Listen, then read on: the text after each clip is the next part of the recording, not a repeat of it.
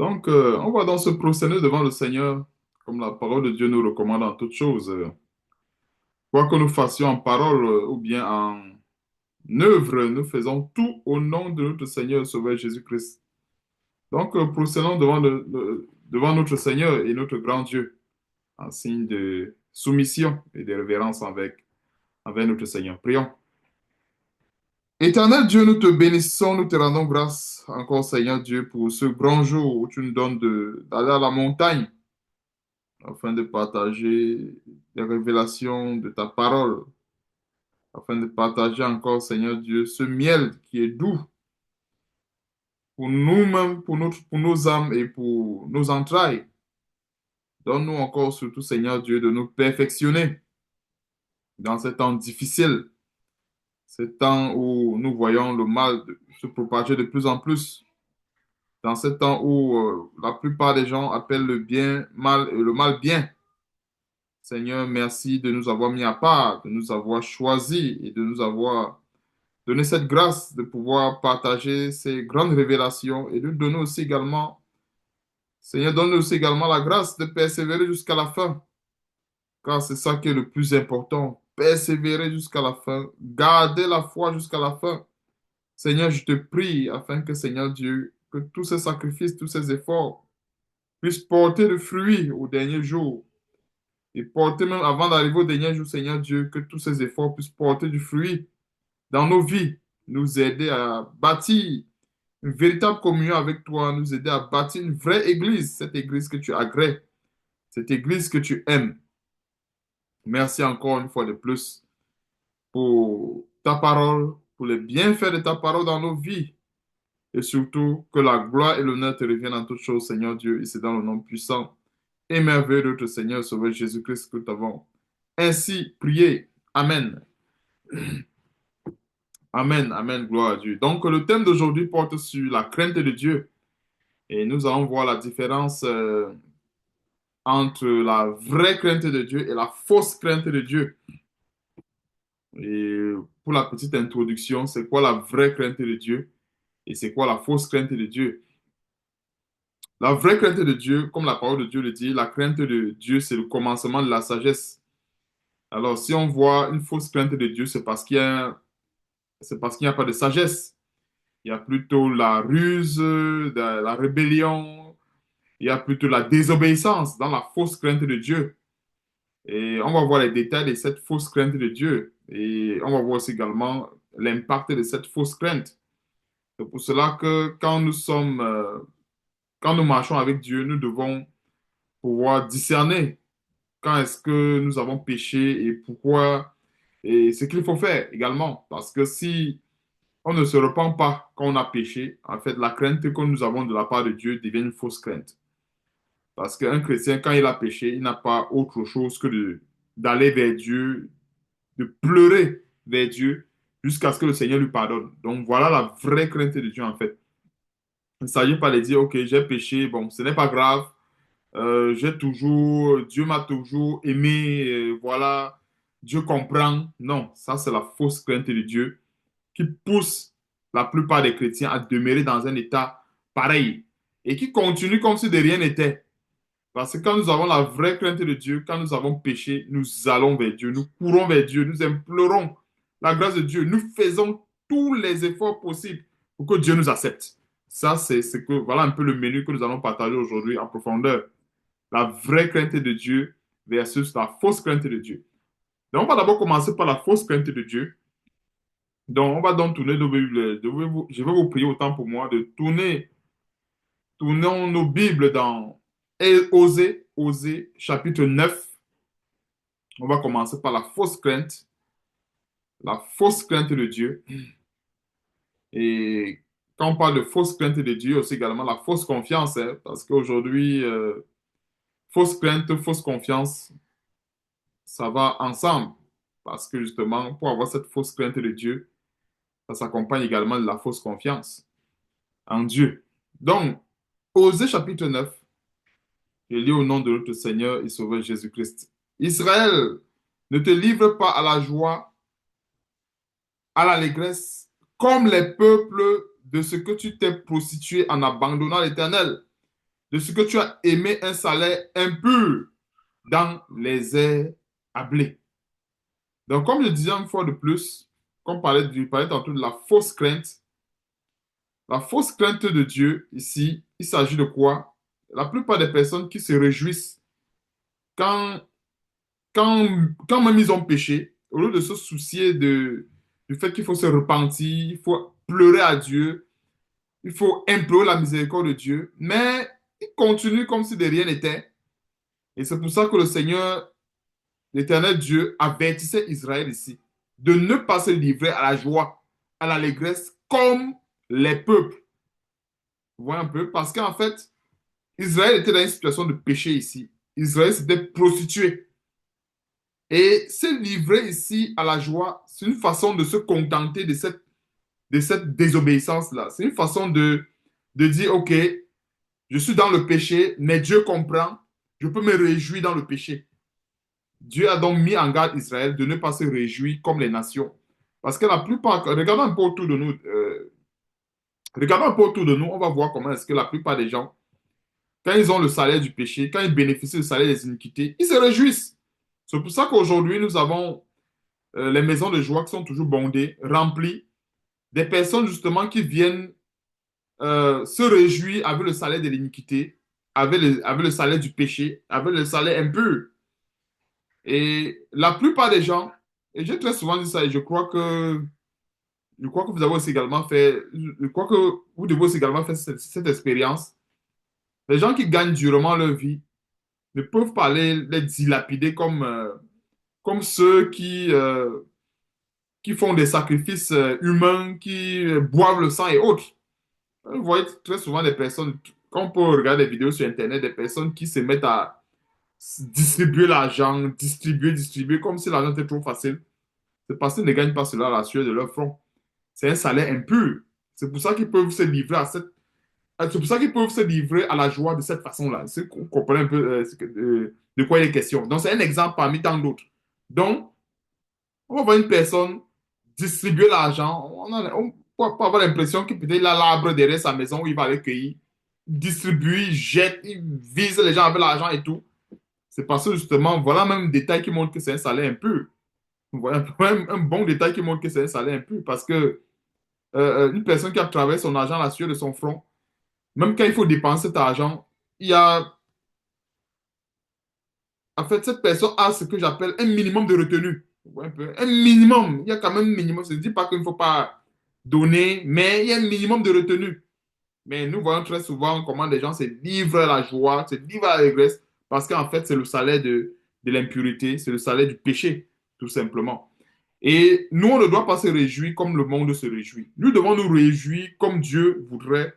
En fait, nous devons nous réjouir selon la volonté de Dieu. C'est pour ça que la Bible dit, réjouissez-vous dans le Seigneur.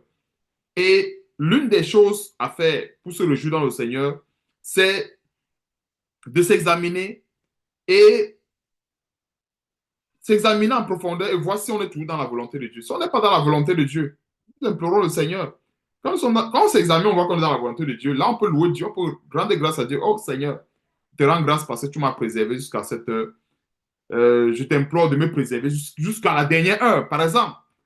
Donc, Dieu peut préserver son serviteur peut-être jusqu'à ce moment, mais à la seconde, mais les 5 secondes après, il tombe. Est-ce que vous comprenez un peu? Donc, le plus important, c'est de persévérer, comme je disais dans la prière, persévérer jusqu'à la fin. Donc, il peut arriver qu'on s'examine, on trouve que, ah, présentement, je ne trouve rien de négatif. OK, gloire à Dieu, c'est bien. Mais implorons toujours le Seigneur de nous garder jusqu'à la fin. Ça ne veut pas dire que comme je ne trouve rien, il est, ça ne veut pas dire que peut-être comme je n'ai rien trouvé de mauvais, que peut-être durant les 5 secondes qui vont suivre, il n'y aura rien de mauvais. Non, ça c'est faux. Peut-être les 5 secondes qui vont suivre, il va peut-être avoir le levain qui va entrer. Donc, ça c'était une mise en garde de Dieu envers son peuple, de ne pas se livrer à la joie comme les peuples, de ce que tu t'es prostitué en abandonnant l'Éternel, de ce que tu as aimé un salaire impur dans tous les airs. Verset 2. L'air et le pressoir ne les nourriront pas, et le mou leur fera défaut. Verset 4, surtout un peu verset 4. On va prendre quelques versets. Ils ne feront pas à l'Éternel des libations de vin, elles ne lui seraient point agréables. Leurs sacrifices seront pour eux comme un pain de deuil. Tous ceux qui en mangeront se rendront impurs, car leur pain ne sera que pour eux. Il n'entrera point dans la maison de l'Éternel. Verset 5. Que ferez-vous au jour solennel, au jour des fêtes de l'Éternel? Car voici, ils partent à cause de la dévastation. L'Égypte les recueillera, Moph leur donnera des sépulcres. Ce qu'ils ont de précieux, leur argent sera la proie des ronces, et les épines croîtront dans leur tente. Ils arrivent, verset 7, les jours du châtiment, ils arrivent les jours de la rétribution. Israël va l'éprouver. Le prophète est fou, l'homme inspiré à le délire, à cause de la grandeur de tes iniquités et de tes rébellions. Donc, qu'est-ce que nous voyons aussi? C'est une situation où Dieu met en garde son peuple par rapport à ses péchés, ses nombreux péchés, ses iniquités nombreuses. Et Dieu ne voudrait pas que, au lieu de, en fait, que le peuple d'Israël se livre à la joie comme les nations pécheresses, comme par exemple les gens qui ne connaissent pas Dieu, bien comme par exemple les gens qui prennent plaisir à désobéir à Dieu. Mais que Israël s'examine et revienne vers Dieu. C'est ça en fait le but de cette prophétie-ci. Parce que quand Dieu met en garde son peuple ainsi, c'est pour qu'en fait, ils puissent revenir à Dieu, implorer la grâce de Dieu, afin que Dieu, justement, puisse les replacer dans son sacerdoce. Parce que remarquons quelque chose, et on va continuer tout dans la même lancée pour voir la fausse crainte. Allons également dans chapitre, euh, Amos chapitre 5, pour également voir la fausse crainte. Nous sommes toujours dans la fausse crainte de Dieu. Dans Amos chapitre 5, verset 18, on va aussi également voir notre détail de la fausse crainte. Malheur à ceux qui désirent le jour de l'Éternel. Donc, Amos 5, à partir du verset 18. C'est également notre détail de la fausse crainte. Malheur à ceux autant pour moi, qui désirent le jour de l'Éternel. Qu'attendez-vous du jour de l'Éternel? Il sera ténèbres et non lumière. Vous serez comme un homme qui fuit devant un lion et que rencontre un ours qui gagne sa demeure, appuie sa main sur la muraille et que mord un serpent. La prophétie continue en disant ceci. Le jour de l'Éternel n'est-il pas ténèbres et non lumière? N'est-il pas obscur et sans éclat? Verset 21. À partir du verset 21, on va comprendre pourquoi est-ce que Dieu disait le jour des ténèbres n'est-il pas ténèbres et non lumière? Parce qu'en fait, un peuple qui vit dans le péché, animé par une fausse crainte, se réjouit dans les fêtes, se réjouit comme si de rien n'était, se réjouit comme si Dieu était au milieu d'eux. Et c'est pour ça qu'à partir du verset 21, on va mieux comprendre pourquoi est-ce que Dieu disait, Dieu a répété à plusieurs reprises en disant, malheur à ceux qui désirent le jour de l'Éternel. Est-ce qu'on ne doit pas désirer le jour de l'Éternel? C'est pas ce que cela veut dire. Mais on ne doit pas désirer le jour de l'Éternel en demeurant dans son péché. Est-ce que nous voyons un peu la nuance? C'est-à-dire que la nuance ici, c'est que ceux qui désirent le jour de l'Éternel et qui ne se sanctifient pas et qui ne se purifient pas, c'est à eux que la Bible dit malheur. Est-ce que nous comprenons un peu ça? À eux que la Bible dit malheur. Pourquoi? Parce que nous nous sanctifions, nous nous efforçons à plaire à Dieu parce que nous désirons aller avec le Seigneur. C'est-à-dire qu'on désire voir ce jour et on désire aussi également que le Seigneur vienne nous chercher. Est-ce que nous comprenons un peu? Maintenant donc, le Seigneur donne une situation ici qui n'est pas pareille avec ce contexte que je suis en train de parler, c'est-à-dire le contexte où il y a des vrais chrétiens qui attendent le retour du Seigneur, versus les faux chrétiens qui attendent le retour du Seigneur, mais que pour eux, le retour du Seigneur, pour eux, c'est comme quelque chose de banal. C'est comme aujourd'hui, le retour du Seigneur, tout le monde le prêche. Même les faux pasteurs prêchent le retour du Seigneur.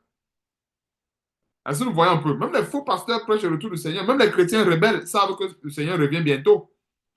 Mais ça sert à croire de prêcher que le Seigneur revient bientôt si on ne se force pas à laver ses vêtements. Ça sert à quoi de prêcher ainsi? C'est un peu ça le sens de la prophétie. Si vous comprenez un peu le détail. Quand le verset 10 commence à dire malheur à ceux qui désirent le jour de l'Éternel. Ça ne veut pas dire que désirer ce grand jour est forcément mauvais. Non. Mais désirer ce grand jour en demeurant dans son péché, en demeurant Oui, en devenant dans son péché, c'est ça qui est mauvais. Est-ce que nous comprenons un peu c'est ça en fait la grande nuance qu'il faut comprendre avec cette prophétie. Raison pour laquelle quand on rentre dans le verset 21, voici ce que la Bible nous dit. Je hais, je méprise vos fêtes, je ne puis sentir vos assemblées. Il s'agit d'un peuple ici qui vit dans la désobéissance, dans tout genre de péché, mais qui se contente tout simplement de fêter, fêter, fêter, fêter, fêter. Dieu dit que non, il n'est pas lui là-dedans. Est-ce que Dieu n'aime pas qu'on se réjouit? Dieu aime qu'on se... La Bible dit, réjouissez-vous dans le Seigneur. Mais il y a une façon de se réjouir. Il y a une façon de se réjouir. On ne se réjouit pas comme les gens qui ne connaissent pas Dieu. Donc, verset 22, quand vous me présentez des holocaustes et des offrandes, je n'y prends aucun plaisir.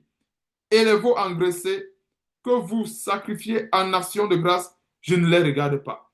Donc, il s'agit ici d'un peuple qui vit dans la désobéissance envers la parole de Dieu, bien envers Dieu, mais qui ne se soucie pas de se purifier, qui ne se soucie pas en fait d'obtenir la miséricorde de Dieu au moyen des sacrifices, mais qui dit plutôt que non, moi je veux me réjouir en l'éternel, je veux fêter, je veux offrir mes holocaustes et tout. La Bible dit quoi? Je crois que c'est dans le livre de Samuel. La Bible dit quoi? L'obéissance vaut mieux que les sacrifices. Dieu prend plaisir à l'obéissance qu'à la graisse des béliers.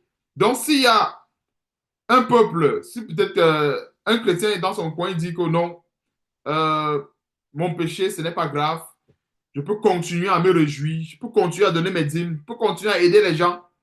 Tout ce qui importe, c'est que Dieu voudrait que je fasse le bien. Non. Qu'est-ce qu'on peut donner à Dieu? On ne peut rien donner à Dieu. Dieu, qu'est-ce qu'il veut? Il veut notre obéissance. Dieu veut nos âmes. Dieu veut qu'on se purifie. Dieu veut qu'on change. Dieu veut qu'on renouvelle l'intelligence. Voilà ce que Dieu veut. Dieu ne veut pas la graisse des béliers. Donc, c'est pour ça qu'il dit au verset 22, les veaux engraissés que vous sacrifiez en action de grâce, je ne les regarde pas. Est-ce que c'est pour dire que Dieu ne prenait pas plaisir à cela de manière générale? Non, c'est pas ce que cela veut dire. Mais dans ce contexte en particulier, il ne regardait pas cela. Pourquoi? Parce qu'il y avait de l'interdit, il y avait du péché. Donc, c'est ça en fait qu'il faut comprendre dans cette prophétie. Verset 23, Dieu dit ceci, éloigne de moi le bruit de tes cantiques. Je n'écoute pas le son de tes luttes. Est-ce que c'est pour dire que Dieu n'écoute pas les cantiques? Ce n'est pas pour dire que Dieu n'écoute pas les cantiques. Mais Dieu, par contre, n'écoute pas les cantiques des chrétiens qui se vautent dans le péché. Puisqu'en fait, c'est ce cœur-là qui loue Dieu que Dieu regarde. Dieu regarde au cœur. Quand la Bible dit que Dieu regarde au cœur, là, voilà un détail qui montre que Dieu regarde au cœur. Parce que la bouche qui loue le Seigneur, la bouche qui loue Dieu, ce n'est pas ça. Dieu ne regarde pas aux paroles, Dieu ne regarde pas aux paroles vaines. C'est-à-dire Dieu regarde au cœur à ce moment-là. Verset 24. Mais que la droiture soit comme un courant d'eau et la justice comme un torrent qui jamais ne tarit. Donc, Dieu ce que Dieu veut. La volonté de Dieu, c'est quoi? Au verset 24, que la droiture soit comme un courant d'eau et la justice comme un torrent qui jamais ne tarit. C'est avec cela qu'on touche. En fait, quand on s'approche de Dieu, c'est avec des éléments tels que le verset 24. Et c'est avec ces éléments qu'on cultive la vraie, en fait, qu'on entretient autant pour moi, excusez-moi, pas cultiver, mais qu'on entretient la vraie crainte de Dieu, ce que j'appelle la vraie crainte de Dieu. Mais en offrant la graisse des béliers, en offrant les sacrifices, en chantant des cantiques, en célébrant les fêtes à tort et à travers, tout en devenant dans son péché, ce n'est pas avec ça qu'on touche au cœur de Dieu. Ça, c'est plutôt la fausse crainte de Dieu. C'est pour ça que le verset 25, Dieu continue, la prophétie continue en disant ceci. M'avez-vous fait des sacrifices et des offrandes pendant les 40 années du désert, maison d'Israël? Emportez donc la tente de votre roi, le piédestal de vos idoles, l'étoile de votre Dieu, que vous vous êtes fabriqué autant pour moi, et je vous amènerai captif au-delà de Damas, dit l'Éternel, dont le nom est le Dieu des armées. Donc, voici encore un grand détail qu'on voit par rapport à la fausse crainte de Dieu, c'est-à-dire cette crainte-là qui pousse les gens à demeurer dans leur péché. qui ne pousse pas les gens à se repentir, en d'autres termes, c'est-à-dire, je résume, en fait, cette fausse crainte que je parlais tantôt, c'est cette crainte-là, en fait, qui pousse les gens, en fait, qui anime pour la plupart des gens qui ne veulent pas changer. C'est-à-dire, ils ont une fausse crainte, c'est-à-dire qu'ils font semblant de craindre Dieu, d'aimer Dieu, mais en principe, par leurs actes, ils n'aiment pas Dieu.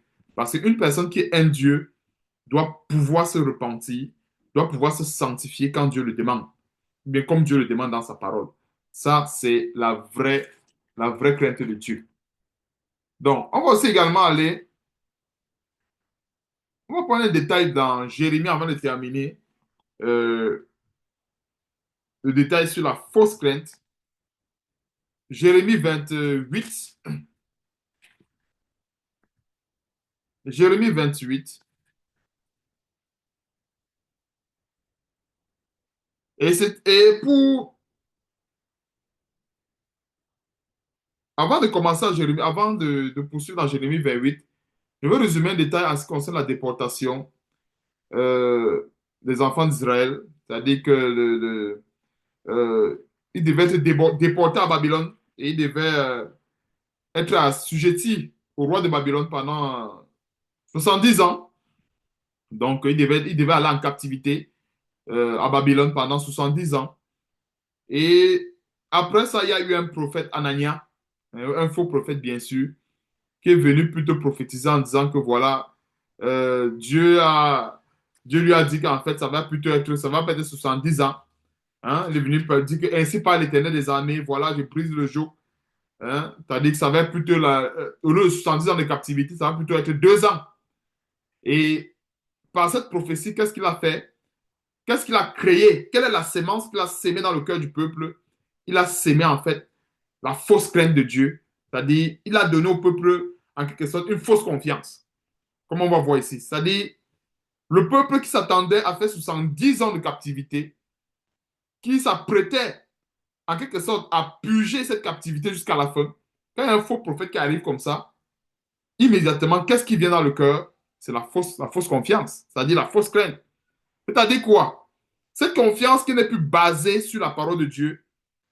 En fait, quand il parle de la fausse confiance, c'est que nous devons avoir confiance en Dieu et en sa parole. C'est-à-dire que l'élément où nous appuyons pour avoir confiance en Dieu, c'est la parole de Dieu.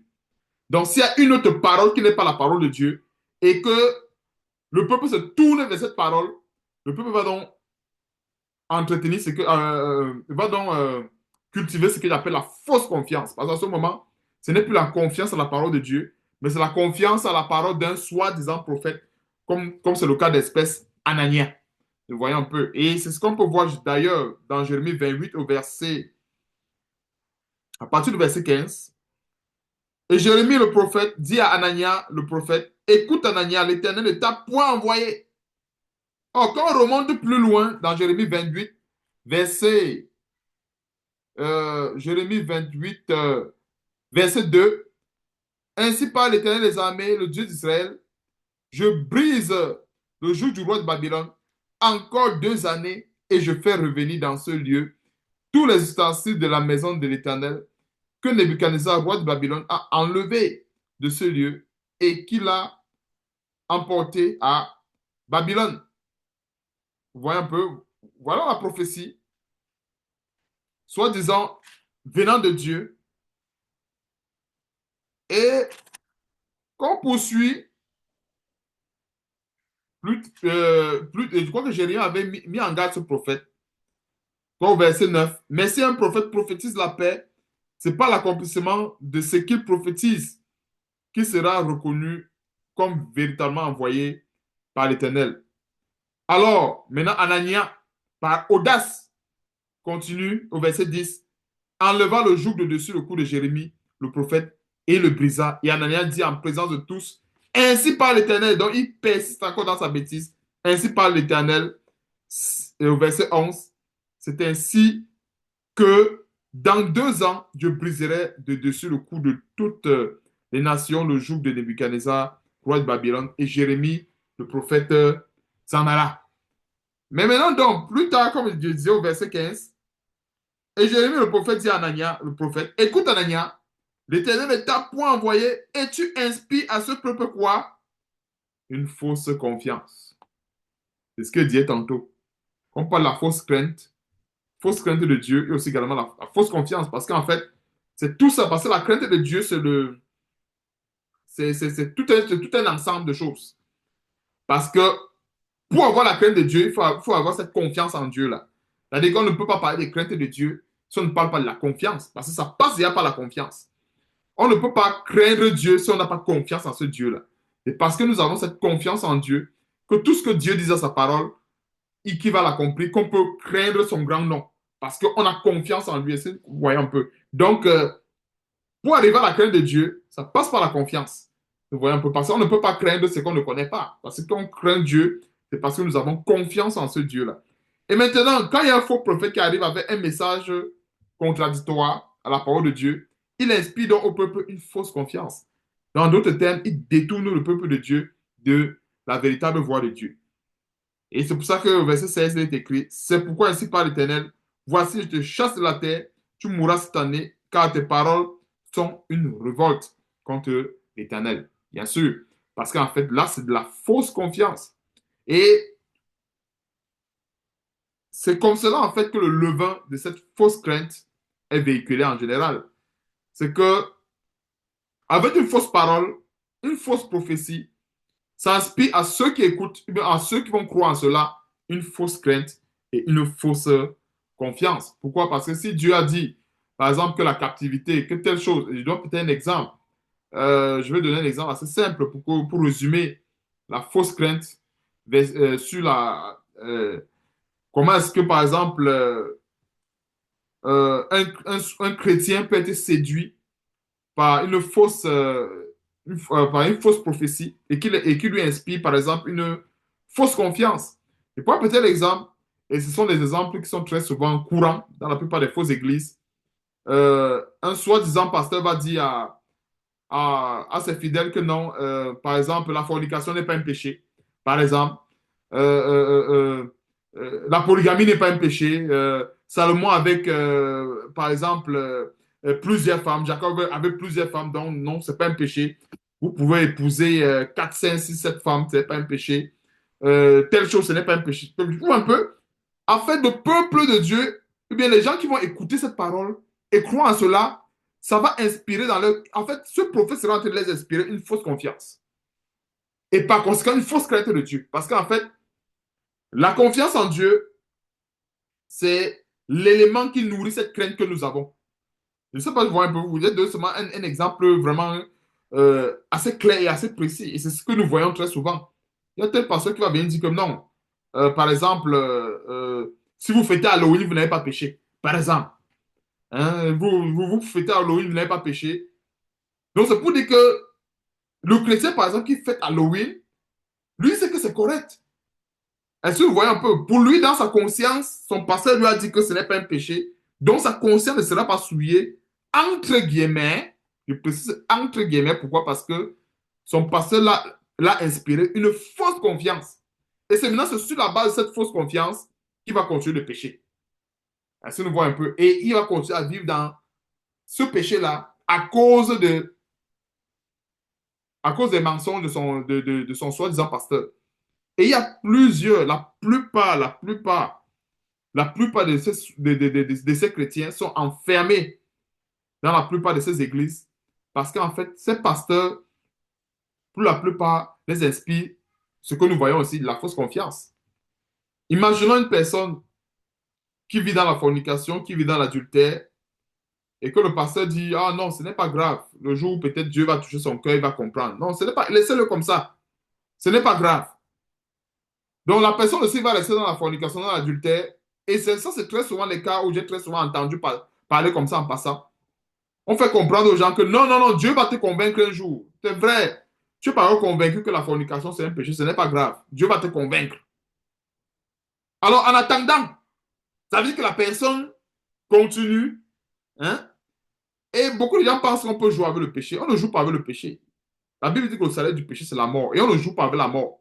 Une personne qui passe le temps à mettre ses pieds dans la mort, il est en train de mourir. Et c'est parce que vous comprenez un peu là où je vais en venir. Donc, on ne peut pas encourager quelqu'un à demeurer dans le péché, soit disant que non, Dieu va convaincre son cœur un jour. Ça n'a pas de sens. Est-ce que vous comprenez un peu? Le péché doit être expié parmi le peuple de Dieu, un point trait. Est-ce que vous comprenez un peu? Ça doit être expié, c'est quelque chose d'urgent. Le message qu'on a donné au peuple de Dieu en ce qui concerne le péché, c'est qu'il doit être expié, c'est-à-dire à la seconde près. Mais maintenant donc, quand le message est donné ainsi, c'est amenant à chacun de voir, est-ce que je vais expier mon péché maintenant ou est-ce que je vais attendre après?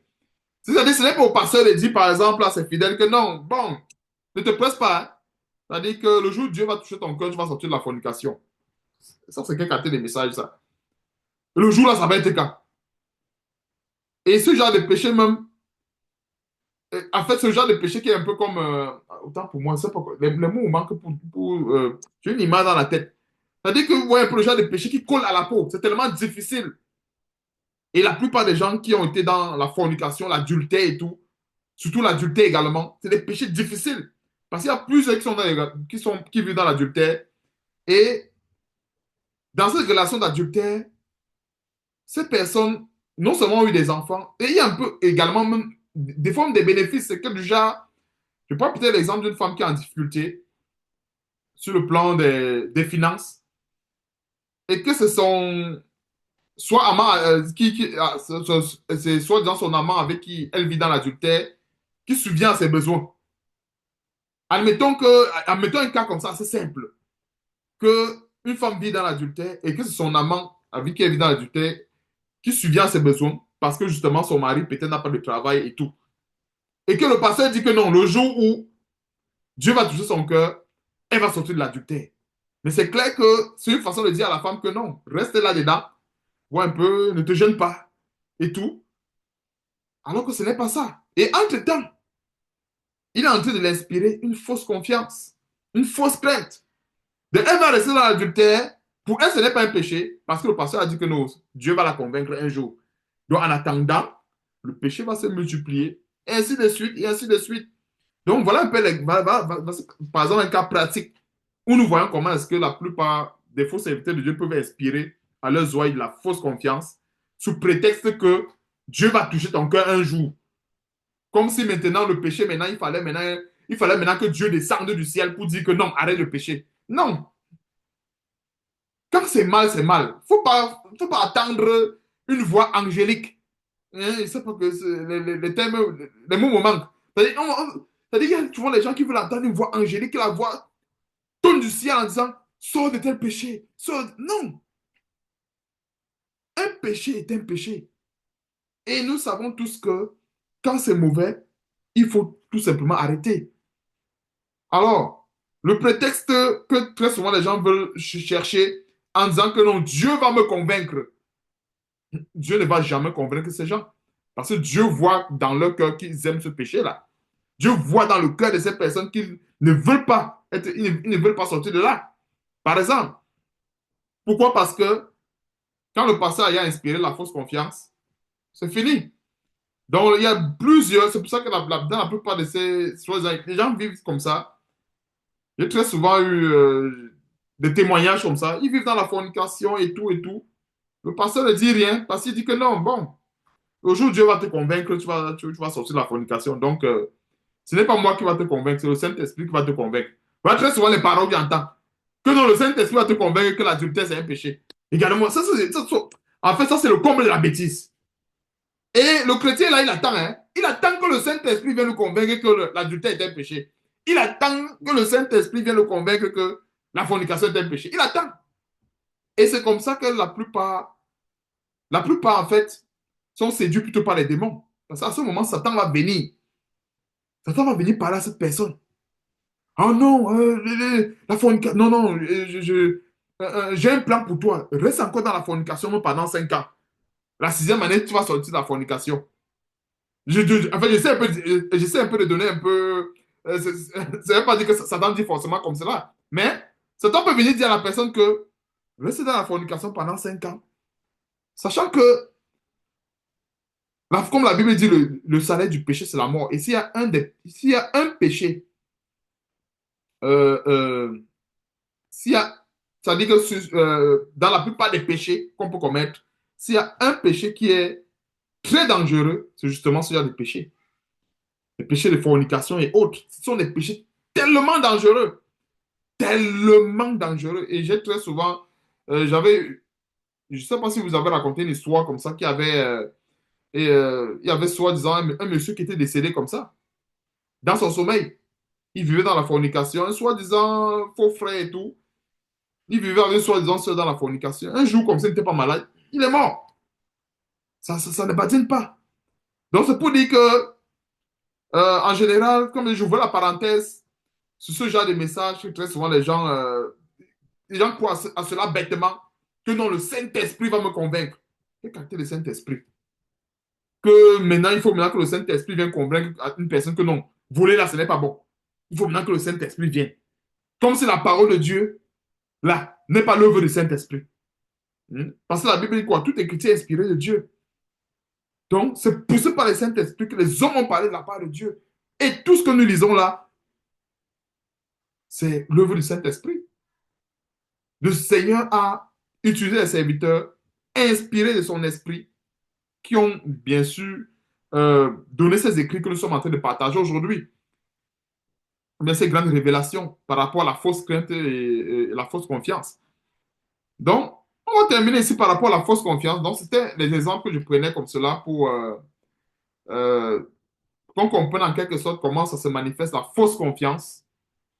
Hein, la fausse confiance, et quand je parle de fausse confiance, la fausse crainte également. C'est-à-dire que demeurer dans une situation de péché en disant que non, il n'y a pas de problème, quoi. Donc, allons maintenant dans on va aller maintenant dans la vraie crainte de Dieu. Pour cela, allons dans Jonas chapitre 3. On va terminer avec la fausse crainte. Maintenant, nous sommes dans la vraie crainte de Dieu. Jonas chapitre 3 à partir du verset 1. Jonas 3 à partir du verset 1. Il est écrit, la parole de l'Éternel fut adressée à Jonas une seconde fois en ces mots. Lève-toi, va à Ninive, la grande ville, et proclame-y la publication que je t'ordonne. Verset 3. Et Jonas se leva et alla à Ninive. Selon la parole de l'Éternel, Ninive était une très grande ville de 3 jours de marche. Jonas fit d'abord dans la ville une journée de marche. Il criait et disait, encore 40 jours et Ninive est détruite. Voilà un message qui inspire aux gens la vraie crainte. Est-ce que nous voyons un peu une différence entre... Parce que, comparons cela avec le message d'Ananias, qui vient plutôt dire que non, encore 2 ans, c'est fini la captivité, alors que Dieu a dit 70 ans. Et maintenant, regardons maintenant le message que Dieu donne à Jonas. C'est le jour et la nuit. C'est quasiment le jour et la nuit. Ils sont toujours en train de dire aux gens que non, vous n'aurez plus de problème, vous serez bénis, vous serez ceci. Je vois ton billet d'avion, je vois ton passeport, je vois tes projets. Tu seras grand. Voilà tout ce qu'ils voient. Maintenant, ils ne voient pas l'adultère, ils ne voient aucun péché. Et ça les inspire quoi? La fausse crainte. Maintenant, nous sommes dans la vraie crainte. Et regardons comment le message change. Quand c'est la vraie crainte de Dieu, ce n'est plus le même message. Ce n'est plus une affaire que non, je vois ton passeport, je vois ton visa. Quand c'est la vraie crainte de Dieu, là, on ne voit pas le passeport, on ne voit pas le visa, on voit le péché. Regardons la vraie crainte de Dieu. Verset 4. Jonas fit d'abord dans la ville une journée de marche et criait et disait, écoutons le message, encore 40 jours et Ninive est détruite. Pourquoi ce message? La question qu'il faut se poser, pourquoi ce message? Pourquoi Jonas n'a pas prêché en disant que encore un nombre de jours et Ninive sera une ville, elle sera bénie. Hein? Vous allez récolter du mou, vous allez avoir des bénédictions du ciel, la terre va produire son fruit. Pourquoi est-ce qu'il n'a pas prêché cela? C'est parce qu'en fait, la raison est la suivante. Lorsqu'un prophète de Dieu, lorsqu'un prédicateur du Seigneur est devant une situation, bien quand Dieu envoie son serviteur devant une situation où il y a le péché, le seul message qui peut sortir doit amener le peuple à la repentance. C'est-à-dire, il n'y a pas un autre message. Et c'est pas ça ce qu'on comprend. Il n'y a pas un autre message. C'est-à-dire, le serviteur de Dieu arrive là où il y a le péché. Le message qui doit sortir doit pousser les gens à se repentir. Ce n'est pas que le serviteur de Dieu arrive là où il y a le péché. Le message qui sort, c'est que non, tu vas prospérer, tu seras grand. Ça n'a aucun rapport avec la volonté de Dieu. Et c'est avec ça qu'on peut discerner ce que c'est qu'une vraie prophétie, autant pour moi, et la fausse prophétie. Parce que un serviteur de Dieu va être là, il arrive chez les débauchés, on n'entend même pas un message qui pousse les gens à se repentir. Il arrive seulement, oh, je vois, les grands serviteurs de Dieu ici, vous allez prêcher. C'est-à-dire, il arrive dans un village en Afrique, il commence à prophétiser que non, les gens vont prêcher partout, au Canada et aux États-Unis et en France, en Europe, partout, partout. Et pourtant, dans le village où il est en train de prophétiser, les gens ont besoin de la parole de Dieu. Celui-même à qui il prophétise ce message vit dans le péché. Mais il voit, il y a le grand ministère qui va commencer au Canada, en Belgique, en France, un peu partout. On voit que cela n'a pas de rapport, n'est-ce pas? C'est clair. Ça, c'est la fausse crainte de Dieu. Donc, le cas de Jonas, c'est quoi? Encore 40 jours et Ninive est détruite. Voilà le message qu'il faut prêcher. Verset 5.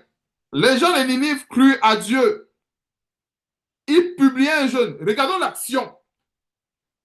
On va m'atteler beaucoup plus sur le verset 5 parce que c'est assez profond en ce qui concerne la vraie crainte de Dieu. Pensons-nous que si Jonas était venu dire encore 2 jours, Ninive va être une grande ville. Il y a des grands prophètes qui vont sortir de cette ville. Les gens auront des grands terrains, des grands biens. Pensons-nous que les gens allaient tomber dans le jeûne? Pensons-nous que les gens allaient s'humilier? Non. Ils allaient plutôt être... En fait, ces gens allaient être contaminés par la fausse confiance, par la fausse crainte. Ils n'allaient pas faire cela. Alors, s'ils sont humiliés devant le Seigneur, c'est parce que le message qui a été prêché les a poussés à le faire. C'est-à-dire que Dieu les a poussés par son serviteur à s'humilier. Et c'est en fait ça, la vraie crainte de Dieu. C'est-à-dire que quand Dieu envoie son serviteur vers un peuple qui vit dans le péché, il n'y a pas un autre message qui doit sortir. Il n'y en a pas. On ne peut que consoler ceux qui s'efforcent. Ils s'efforcent, ils tombent, ils s'efforcent, ils tombent. Là, on console parce qu'on voit les efforts. Mais devant un peuple qui vit dans la complaisance du péché et tout, non, il n'y a pas. C'est si vous ne vous repentez pas, c'est la mort. Il n'y a pas un autre message. Comme tel que nous voyons, tel que nous sommes en train de voir ici, c'est exactement la même chose. Et c'est pour ça qu'en fait, aujourd'hui, on ne crée pas l'évangile. L'évangile n'est pas à créer. Quand nous regardons comment la parole de Dieu est prêchée, comment Dieu a toujours utilisé ses serviteurs, autant pour moi, pour ramener le peuple des ténèbres à son admirable lumière, ça a tout été de la même façon. Donc, verset 5 d'abord, les gens de Ninive crurent à Dieu, ils publièrent un jeûne et se revêtirent de sacs depuis les plus grands jusqu'aux plus petits. Voilà les effets de la vraie crainte de Dieu. Voilà ce que la vraie crainte de Dieu, voilà ce que cela produit. Ça produit de la crainte. Les gens s'humilient. Verset 6. La chose parvint au roi de Ninive, il se leva de son trône, ôta son manteau, se couvrit d'un sac et s'assit sur la cendre. Ainsi, nous voyons un peu ce que peut faire la vraie crainte de Dieu. Même le roi n'a pas pu résister à la parole de l'Éternel. Même le roi n'a pas pu. Même le roi a laissé son trône en disant que non, ici, implorons Dieu. Ainsi, nous voyons la différence avec Amos, où il y a les fêtes, il y a les sacrifices. Il ne se soucie de rien. On célèbre les cantiques, on chante, on danse, on chante, on danse. Ça n'a rien à voir avec la vraie crainte de Dieu. La vraie crainte de Dieu, voilà ce que cela produit. Lorsque la parole de Dieu tombe au milieu d'un peuple où il y a le péché, le résultat doit être pareil comme à Ninive. Ce n'est pas parce que, bon, nous sommes aujourd'hui en 2024, on va peut-être dire que non. Aujourd'hui, si la parole de Dieu tombe au milieu d'un peuple où il y a le péché, on va peut-être penser que non. C'était au temps des Ninive. En notre temps, aujourd'hui, nous sommes dans la grâce et ce n'est plus pareil. Non, c'est faux. C'est le même mécanisme. La parole de Dieu a gardé le même mécanisme. L'alliance dans laquelle nous sommes est une alliance parfaite, mais le mécanisme, Dieu a gardé le même. Pareil. Verset 7. Il fit faire dans Ninive cette publication par ordre du roi et de ses grands, que les hommes et même les bêtes n'avaient pas échappé. Même les animaux, les hommes et les bêtes et les brebis ne goûtent de rien, ne pèsent point et ne boivent point d'eau. Verset 8. Que les hommes et les bêtes soient couverts de sacs et, virgule, qu'ils crient à Dieu avec force. Voilà les effets de la vraie crainte quand il y a le péché. On a vu le cas d'Amos. Il n'y avait pas cela. Hein? Les hommes ne criaient pas à Dieu. Dans Amos, les hommes fêtaient. Et Dieu a mis en garde également dans le texte, on a commencé à oser. Il a mis en garde Israël en disant que, en fait, ne vous livrez pas à la joie et à l'allégresse de ce que vous êtes prostitués, comme, comme, le, comme les peuples qui vont se prostituer aux idoles et puis ici commencent à chanter, danser comme si de rien n'était là. Une façon de dire à son peuple que quand vous péchez là, ce que vous devez faire, c'est ce que nous sommes en train de voir ici. Quand un peuple a péché, ce qu'il doit faire, ce n'est pas d'aller offrir des holocaustes à Dieu. Ce qu'il doit faire, ce n'est pas de danser, de chanter que Dieu est mon sauveur et tout, non. Quand un peuple a péché, ce que le peuple doit faire, c'est ce que nous sommes en train de voir ici. C'est ça la vraie crainte de Dieu. Cette crainte-là qui pousse le peuple à se revêtir du sac de la cendre. Cette crainte-là qui pousse le peuple à s'humilier devant Dieu, à crier avec force, comme pas de crier avec force, l'intonation. Il ne s'agit pas, regardons un peu le détail dans verset 8. Il crie à Dieu avec force. Vous voyez un peu, ça dit que crier à Dieu, c'est parce que la voix, même les cordes vocales, en fait, à un moment donné, on a l'impression que la voix ne sort même plus. On va voir le résultat de cette vraie crainte-là, ce que ça produit dans le cœur de Dieu. On va voir le résultat. Verset 8. Il criait que les hommes et les bêtes soient couverts de sacs, qu'ils crient à Dieu avec force et qu'ils reviennent tous de leur mauvaise voie et des actes de violence dont leurs mains sont coupables. Qui sait si Dieu ne reviendra pas et ne se repentira pas, et s'il ne renoncera pas à son ardente colère, en sorte que nous ne périssions point.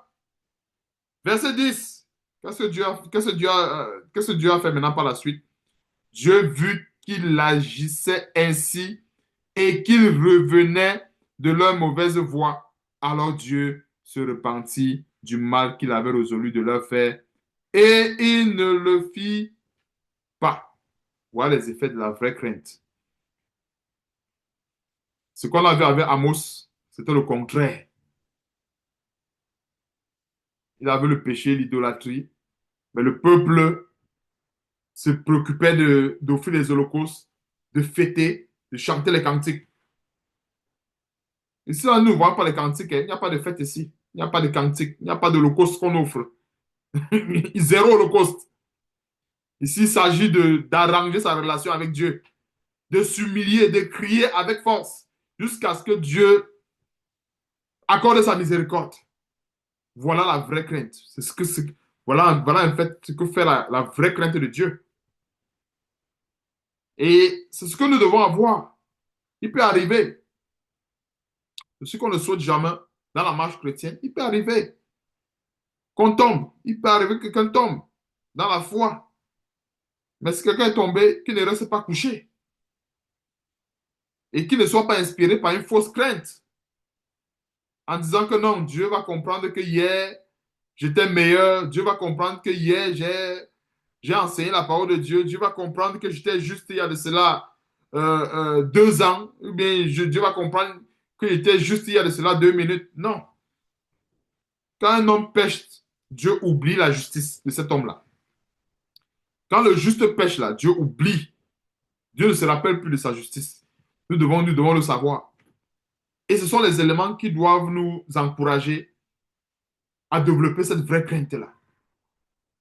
Parce qu'en fait, les gens qui sont très souvent, autant pour moi, inspirés par cette fausse crainte, c'est parce qu'ils oublient ces détails-là.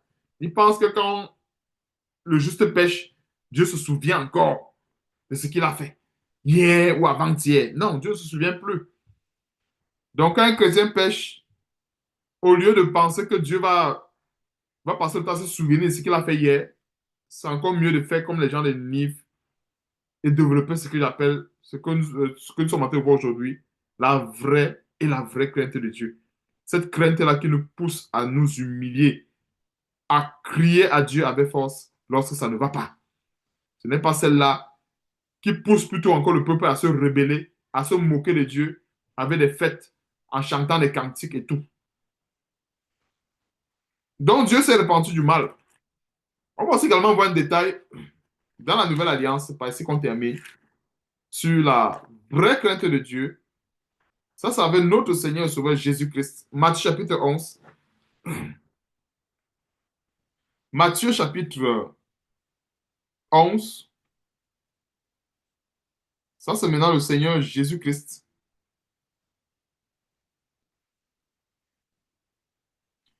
Commençons à partir du verset 12. Depuis le temps de Jean-Baptiste jusqu'à présent, le royaume des cieux est forcé et ce sont les violents qui s'en emparent. C'est une vérité indéniable. Car tous les prophètes et la loi ont prophétisé jusqu'à Jean. Et si vous voulez le comprendre, c'est lui qui est Élie qui devait venir. Que celui qui a des oreilles pour entendre, entende.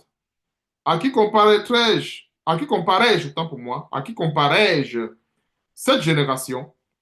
Elle ressemble à des enfants assis dans des places publiques et qui, s'adressant à d'autres enfants, disent, nous vous avons joué de la flûte et vous n'avez pas dansé.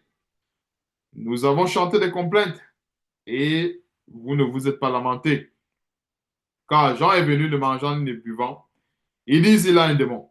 Verset 19. Le Fils de l'homme est venu mangeant et buvant.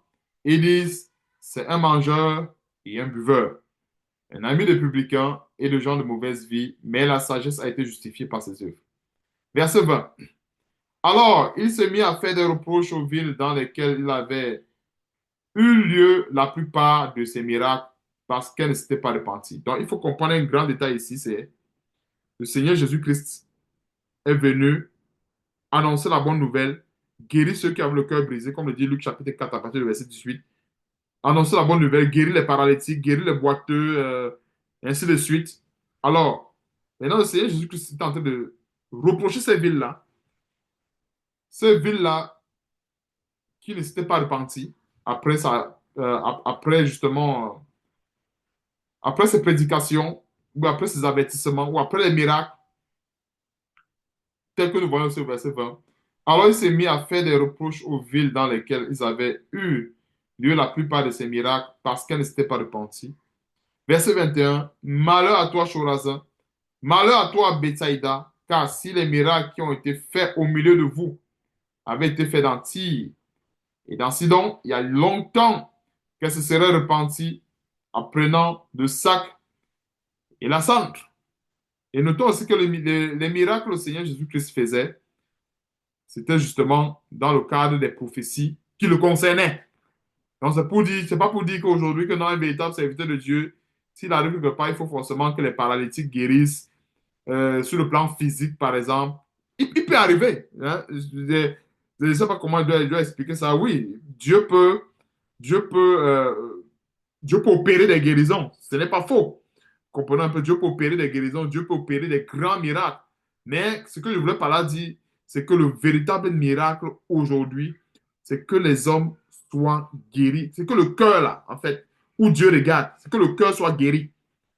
Ça, c'est le vrai miracle. Parce que ça sert à quoi que les gens soient guéris de l'extérieur et que dans le cœur, et que dans le cœur de ces personnes, il y a encore de la rapine. Je ne sais pas si vous voyez un peu la vraie délivrance versus la fausse délivrance. C'est-à-dire les gens qui sont guéris de l'extérieur. Imaginons une personne qui n'arrivait pas à... Je prends un exemple.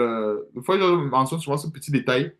Imaginons une personne peut-être qu'à cause du fait qu'il était impotent et qu'il était boiteux, bon, il vivait peut-être dans la fornication, mais bon, son niveau était quand même un peu bas. Je ne sais pas si vous comprenez un peu là où je vais en venir. Mais maintenant, donc, il n'est plus boiteux, mais son cœur de fornication est resté. Pensons-nous qui va faire quoi avec ses deux pieds? Vous avez déjà la réponse. Est-ce que vous voyez un peu? C'est-à-dire, quelqu'un qui était boiteux, à cause de cet handicap, il ne pouvait que peut-être commettre la fornication, soit avec une ou deux femmes, peut-être. Donne un exemple comme ça. Mais maintenant, donc, le Seigneur arrive, ou bien un véritable serviteur de Dieu arrive, il ne se préoccupe pas de guérir son cœur de fornication, mais il se préoccupe de guérir son pied, qu'il amène plutôt à aller commettre la fornication. Mais le cœur n'est pas encore guéri. C'est-à-dire, dans le cœur, là, c'est la fornication. Pensons-nous qui va faire quoi avec ses deux pieds? Mais alors, la fornication va. En fait, ça va seulement se multiplier. Ça, c'est quelque chose de. C'est une image vraiment assez grande et c'est assez explicite en ce qui concerne cet enseignement. Donc, Dieu va venir, envoyer son serviteur, aller guérir le cœur de cette personne-là, aller enlever la rapine, l'errance dans le cœur de cette personne. Et comme la délivrance, ça vient de l'intérieur vers l'est, ça quitte de l'intérieur vers l'est. C'est-à-dire que ça commence d'abord dans le cœur avant d'aller vers l'est. Ce n'est pas l'inverse. Donc, comme je disais tantôt, une personne qui a un cœur attaché au péché, fornication, adultère et tout, avec ses deux pieds, il ne pouvait pas faire la fornication dans tout le pays parce que à peine il avait marché 1 kilomètre, il était fatigué.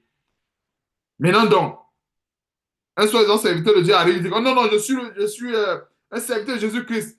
Euh, Au nom de Jésus-Christ, marche. Donc voilà qui marche bien.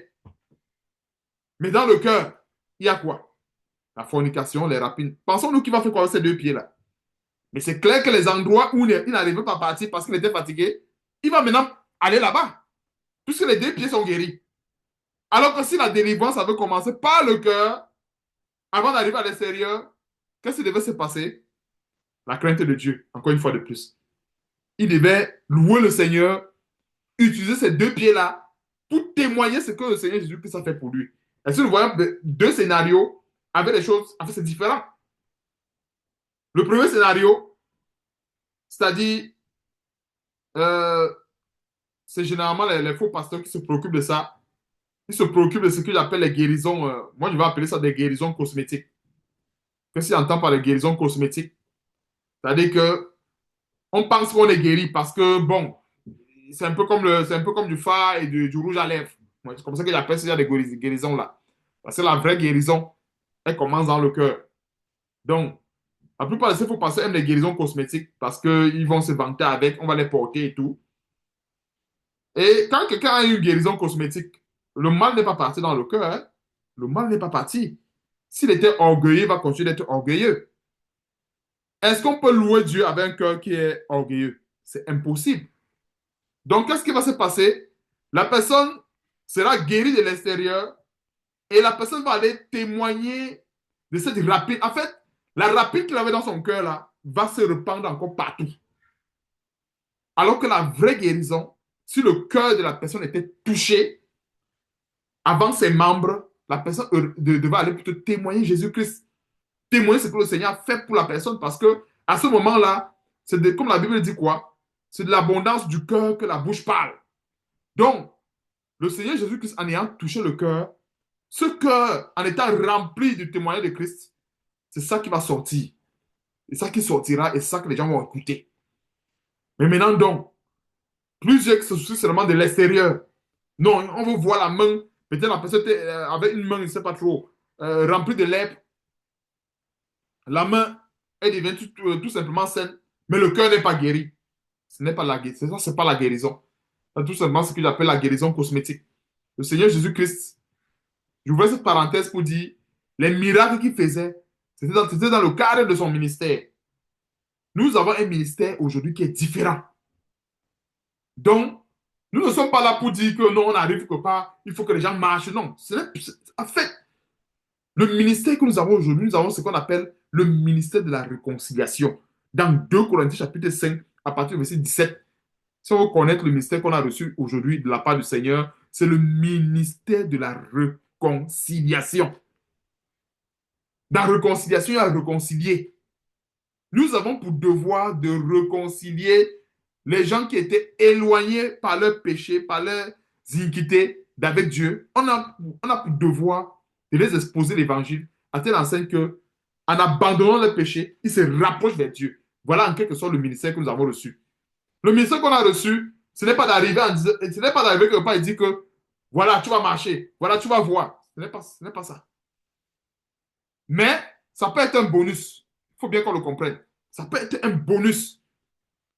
Dieu peut donner ce bonus à une personne qui attendait. Mais ce n'est pas ça. En fait, ce n'est pas ça qu'on a reçu. C'est-à-dire qu'on a reçu le ministère de la réconciliation. C'est pour réconcilier les pécheurs avec Dieu. Réconcilier tous ceux qui ont le cœur éloigné par leur péché avec Dieu. Voilà le ministère qu'on a reçu. Donc le Seigneur Jésus-Christ, qui faisait les miracles ici, il était dans son ministère. Il avait son ministère à lui. Nous, on a pour nous, on a notre part des ministères, qui est différent de pour lui. Il a fait sa part.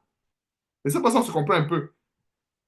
Le ministère de la réconciliation, le texte de référence est 2 Corinthiens chapitre 5, à partir du verset 17 jusqu'au verset 20. Nous faisons donc les fonctions d'ambassadeur pour Christ. Donc, on a reçu le ministère de la réconciliation. Donc, c'est hors des questions qu'un serviteur de Dieu arrive quelque part, il commence à dire, oh, tu vas voir, oh, tu vas marcher, oh, tu vas sauter. Ça ne fait pas partie. C'est pas notre ministère. Quand un serviteur de Dieu arrive quelque part, c'est pour apporter la lumière de la parole de Dieu. C'est pour apporter la vraie crainte de Dieu. Cette crainte-là qui chasse les ténèbres. Donc, on va prendre quelques versets. Verset 22. C'est pourquoi je vous le dis, au jour du jugement, au jour du jugement, autant pour moi, Tyr et Sidon seront traités moins rigoureusement que vous. On va prendre une autre ville encore. Prenons une autre ville par la grâce de Dieu. Terminons avec Capernaum, verset 23. Et toi, Capernaum, seras-tu élevé jusqu'au ciel?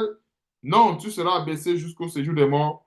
Car si les miracles qui ont été faits au milieu de toi avaient été faits dans Sodome, elles subsisteraient encore aujourd'hui.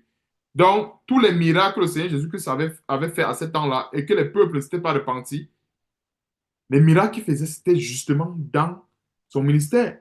Quand on lit Luc chapitre 4, à partir du verset 18, je crois 18, si je ne me trompe pas, 18, 19, on voit bien que le Seigneur devait guérir les boiteux, avoir je crois que je pense que c'est ça. Je vais tout simplement lire ça rapidement pour on voit un peu le ministère du Seigneur Jésus-Christ, qui n'est pas pareil au nôtre. Vous voyez un peu? Donc, les guérisons aujourd'hui, oui, ce sont les bonus. Hein? Le bonus ne devient pas quelque chose de... Luc chapitre 4, verset 18, il est écrit, l'Esprit du Seigneur est sur moi parce qu'il m'a oint pour annoncer une bonne nouvelle aux pauvres. Entre autres, dans ce que le Seigneur de Jésus devait remplir, il m'a envoyé guérir ceux qui ont le cœur brisé. Ça faisait partie de son ministère. Proclamer aux captifs la délivrance, aux aveugles le recouvrement de la vue, pour renvoyer libres les opprimés, les opprimés, autant pour moi, pour publier une année de grâce. Voilà un peu la feuille de route. Voilà un peu, chacun a sa feuille de route. Donc, sa feuille de route, c'était ça. Donc, quand il faisait les miracles, il guérissait les aveugles et tout ça, il respectait sa feuille de route. Donc, les gens devaient croire parce qu'ils respectaient cette feuille de route. Mais notre feuille de route aujourd'hui, ce n'est pas pareil. Voilà un peu 2 Corinthiens chapitre 5, que je citais tantôt. Notre feuille de route à partir du verset 17. Si quelqu'un est en Christ et est une nouvelle créature, les choses anciennes sont passées, voici toutes choses sont devenues nouvelles. Et tout cela vient de Dieu, qui nous a réconciliés avec lui par Jésus-Christ. Donc regardons un peu un détail. Dieu nous a réconciliés, et tout cela vient de Dieu, qui nous a réconciliés avec lui par Christ, et qui nous a donné quoi? Le ministère de la réconciliation. Hein, le ministère qu'on a reçu, tous. Le ministère de la réconciliation, on l'a reçu de par cet évangile. Verset 19. Car Dieu était en Christ, réconciliant le monde avec lui-même, en n'imputant point aux hommes leurs offenses, et il a mis en nous la parole de la réconciliation. Donc, cette parole que nous sommes en train de partager aujourd'hui, c'est la parole de la réconciliation. Et quand on parle de la parole de la réconciliation, c'est cette parole-là que lorsqu'elle est libérée, ça pousse les gens à aller vers Dieu. Ce n'est pas que lorsqu'elle est libérée, ça pousse peut-être les gens à désobéir à Dieu, à se rebeller contre Dieu. Non. La parole de la réconciliation, lorsque cette parole est libérée, elle pousse les gens à aller vers Dieu, à se repentir, à aller, à crier à Dieu avec force, comme on a vu dans Jonas chapitre 3. Donc, verset 20, il est écrit, nous faisons donc quoi? Les fonctions d'ambassadeurs pour Christ. Comme si Dieu exhortait par nous, nous vous en supplions au nom de Christ, soyez réconciliés avec Dieu.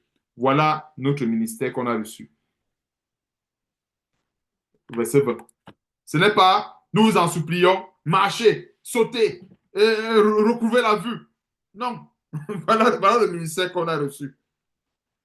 Donc, les miracles qui accompagnent ce ministère ne sont que des bonus. Vous comprenez un peu. Et c'est ça un peu, l'apôtre Paul a reçu vraiment la profondeur, la substance profonde de ce ministère que nous partageons aujourd'hui. Il a reçu la substance profonde. Et dit ça pourquoi? Parce que il y a plusieurs qui se limitent seulement au petit bonus. C'est-à-dire qu'on a vu comment Paul a ressuscité Eutychus, on a vu un peu tous ces miracles qu'il faisait et tout ça. C'est faisable aujourd'hui. D'ailleurs, il y a plusieurs miracles que Dieu a déjà eu à faire par nous. Chacun peut en témoigner, que ce soit dans X ou Y domaine. Il y a plusieurs miracles. Vous voyez un peu. Mais, comme je disais tantôt, c'est que le nœud focal, le point focal de notre foi, de notre évangile, de notre ministère aujourd'hui, c'est ce qu'on vient de voir dans 2 Corinthiens chapitre 5. C'est ce qu'on a reçu. C'est-à-dire, si on prêche l'évangile, si on témoigne de Christ et qu'il n'y a pas ce nœud focal, cela ne sert à rien. Hein?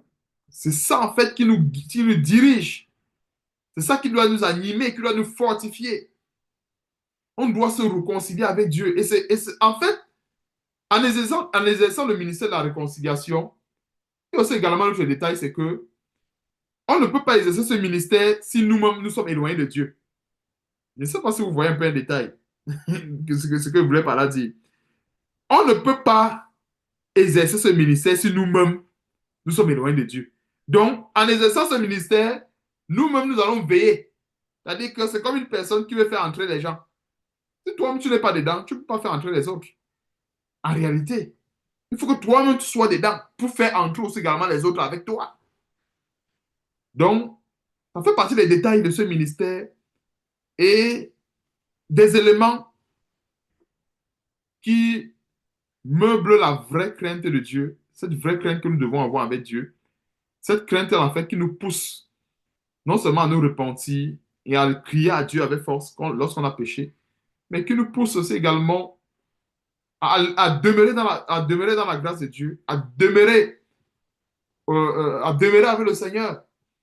Parce que même s'il n'y a pas de péché, on a toujours besoin de demeurer dans le Seigneur, demeurer dans la crainte de Dieu.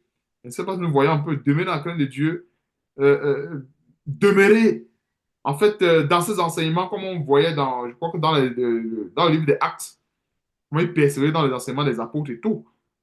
On a besoin de persévérer. Il ne suffit pas de dire que non, aujourd'hui il n'y a pas de problème pour que demain il n'y ait pas de problème. Non. Aujourd'hui il n'y a pas de problème. Alors, persévérons dans la bonne voie jusqu'à la fin. Donc, que Dieu soit loué. J'en ai ainsi terminé pour cet enseignement. Donc, que Dieu nous donne en fait de continuer à persévérer dans la parole de Dieu et de ne point se lasser. Ouais, un peu. Et comme on a vu aujourd'hui, nous avons reçu tous un grand ministère, le ministère de la réconciliation, raison pour laquelle nous devons nous soucier vraiment à être toujours réconciliés avec Dieu. Tant que nous n'avons pas la paix avec Dieu, ben, on ne peut pas communiquer la paix aux autres. C'est pour ça que recherchons constamment la paix avec Dieu. Recherchons constamment cette paix.